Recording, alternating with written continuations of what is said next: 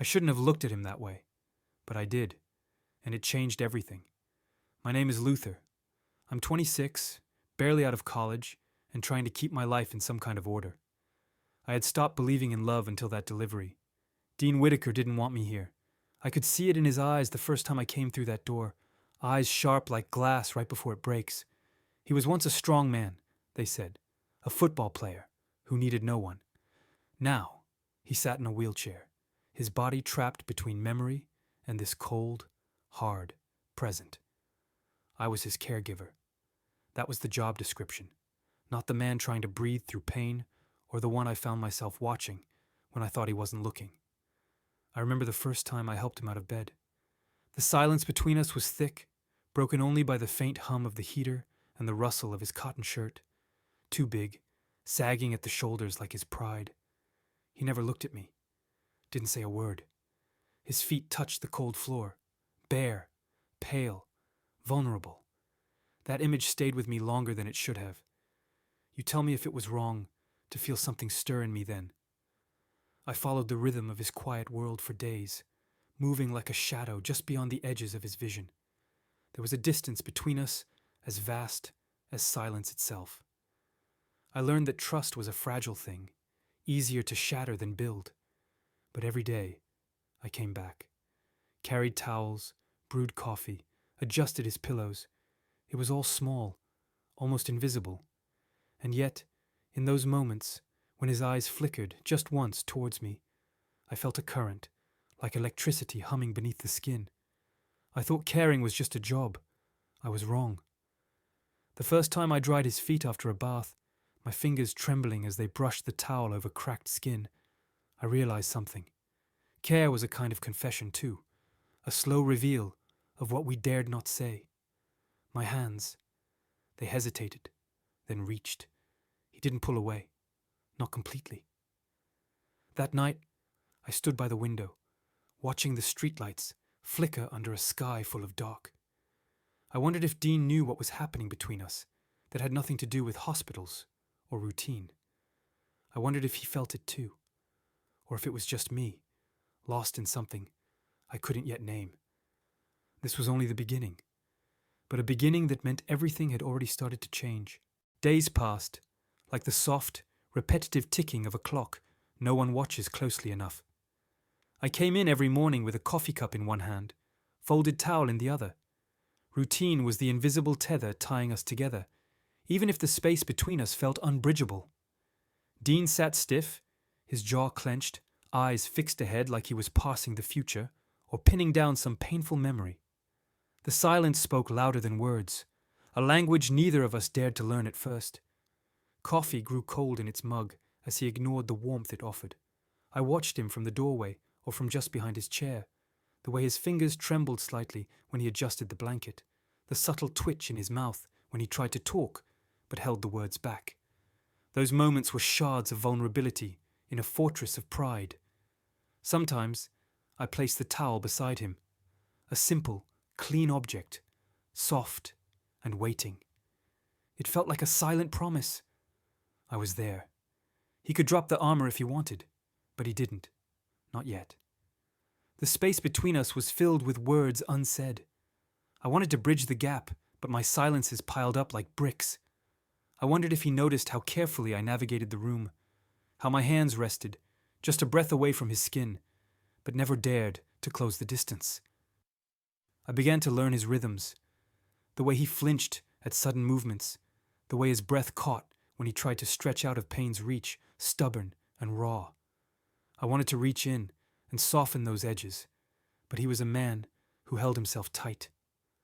One afternoon, I caught him watching me, not with suspicion or cold calculation, but something else, a flicker, almost ashamed. He didn't speak then, just looked away and rubbed his hand over the worn wheelchair armrest. I told myself it was nothing, but you know how it is when your heart picks up on things that logic refuses to admit. We existed in parallel worlds, close enough to touch, but miles apart in feeling. The ordinary, everyday care, cleaning, feeding, moving, became a slow dance where every step was measured, guarded. Sometimes, I caught the scent of his cologne mixed with the faint bitterness of medicine. I wanted to ask what he remembered best about football, about the wind rushing past him, the sound of the crowd. But fear kept my questions folded on my lips. Instead, I sat with him during quiet moments, letting the silence build until it was a space we shared, not filled with loneliness, but the soft presence of two people trying to find a foothold. One evening, as the light softened, he caught my hand, a quick, almost accidental grip. I froze. He didn't pull back. His eyes held mine, steady and raw. For a second, that stretched into something impossibly close to hope, the wall between us cracked just a fraction. He smiled again. Again. And for the first time, I realized he wasn't just a man I cared for. I was starting to care for him. The next few days unfolded like the slow opening of a flower, hesitant, guarded moments folding over each other until a fragile trust began to blossom. Pain was the wedge between us, both physical and invisible, carving paths through pride and past scars. Dean's body fought him every step of the way, and yet I saw somewhere beneath the surface a man wrestling with more than just broken bones. It was during one of my visits that the fracture in his defenses became undeniable. I came in carrying his shirt, folded neatly with the towel draped over my arm. He sat in his chair, fingers resting on the thin fabric of the blanket, as if holding on to every thread was a lifeline. He looked up when I approached, avoiding my eyes as always, but this time his voice broke the silence. "Can you help me get dressed?" The words were clipped, wary. My heart caught. This was different. The last thing I expected was an invitation, even one so tentative. I nodded, keeping my voice steady. "Of course." The room felt smaller suddenly, the air heavier between us. I moved closer, hands trembling as I reached for the hem of his shirt. He flinched. For a moment, I hesitated, afraid of crossing the unspoken line, but he didn't pull away. I unraveled the fabric slowly, careful not to rush. My fingers brushed his skin, warm, taut beneath the bruises and scars. The contact was electric, sending a jolt through my chest that I couldn't hide. He locked his gaze on a spot beyond me, jaw clenched, and I understood. This wasn't just about dressing. It was a battle with his own pride, his own fears. I said nothing, just moved with care, layer by layer, until the shirt was settled across his shoulders. He sighed, a quiet, relieved sound that softened the hardness in his eyes. That night, I lay awake replaying that touch, that silent admission of need, the way his fingers had twitched, uncertain but present in my own. You wouldn't understand if I told you how heavy that small gesture felt, how it meant everything and nothing all at once. Over the following days, a rhythm formed. I was still the caregiver, but the air between us shifted, a fragile thread of connection, weaving through moments filled with careful glances and tentative proximity. The towel became more than just linen. I saw him fold it, with a gentleness that spoke of new meaning, something shared silently between us. One evening, as I handed him the towel after helping him drink his tea, his fingers brushed mine. Not accidental this time. He held my gaze, searching, questioning. I didn't look away. The fight within him was clear, the desire to keep control versus the growing need to let go. We existed in a delicate balance, skating the edge between professional distance and something raw, almost frightening in its closeness. It was in these moments that I realized healing wasn't just physical. It was something deeper, something too fragile to name, but impossible to ignore.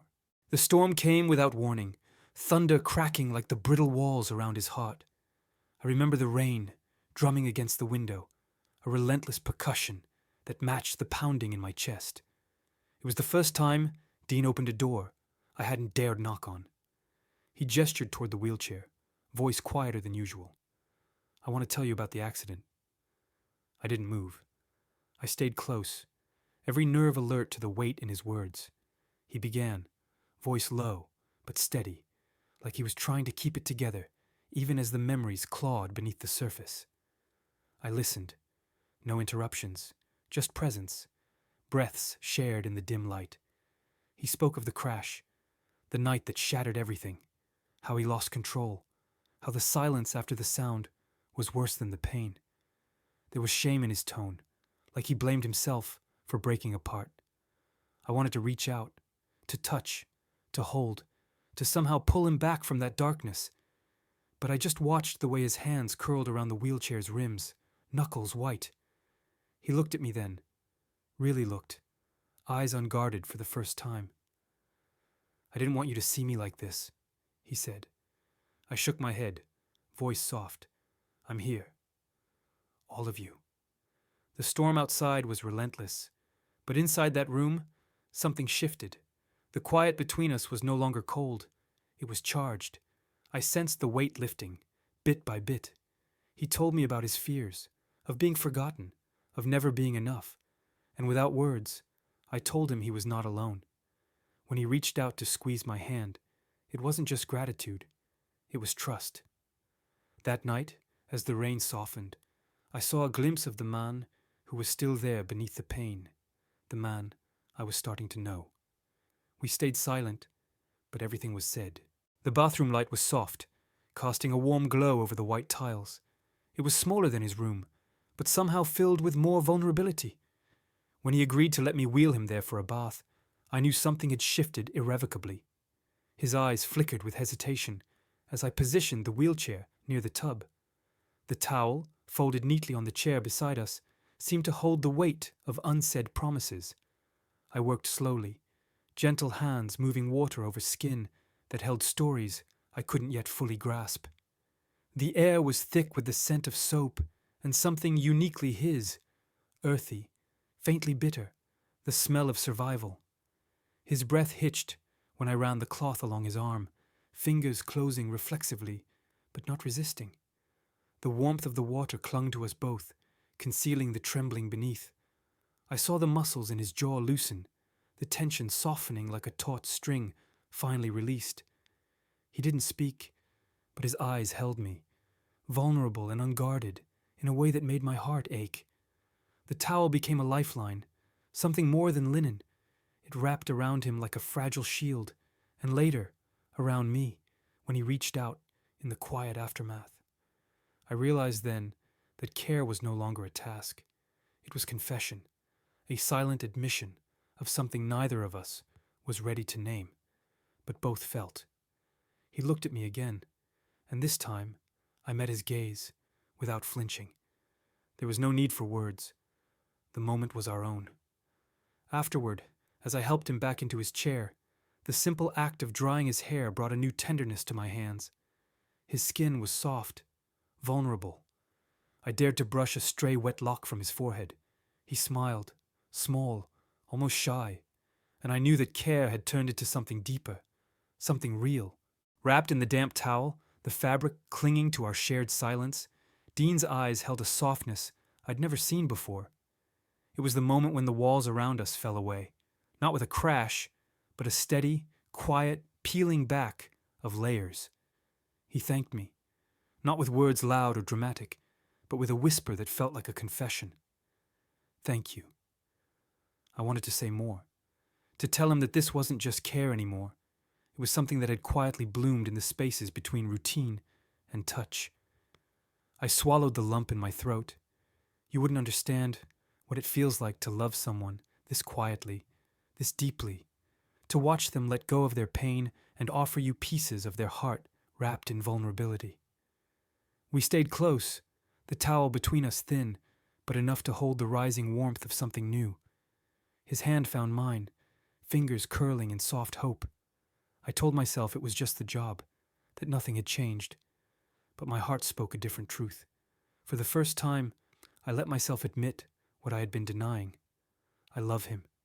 And in that hush, in the simple peace of being near, I knew nothing would ever be the same.